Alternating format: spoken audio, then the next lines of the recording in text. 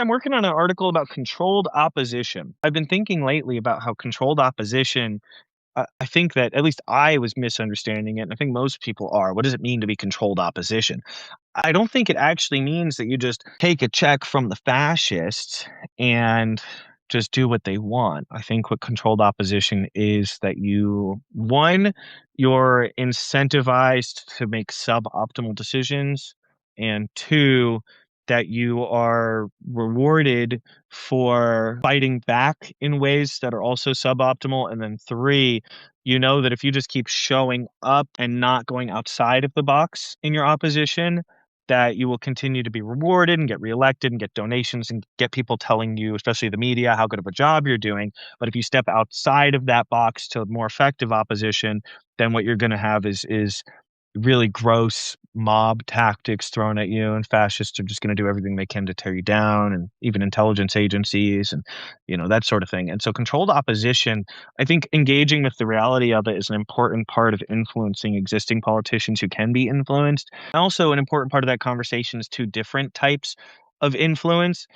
I think negative influence and positive influence are very important. So, for those of you out here who live in red areas, you have the ability to use negative influence. And what that means is just eat up the bandwidth of the bad guys so they have less attention and resources for fascism. And so, even if it's eating up the attention of their staff, that'll kind of trickle up, whether it's sending angry letters, trying to show up at their fundraisers to protest, finding their social media. I mean, if you live somewhere with a Republican representative, you should probably be banned on every social media platform. Go comment on their stuff. They say, "Hey, I went to this fundraiser today." And, if you can find something really pointed to comment on that, you don't have to just cuss them out because that's a little bit less pointed. You say, "Hey, how come employment in our district is down X, Y, and Z amount?" Or how come the tariffs are taking $1,700 out of every single person in this district?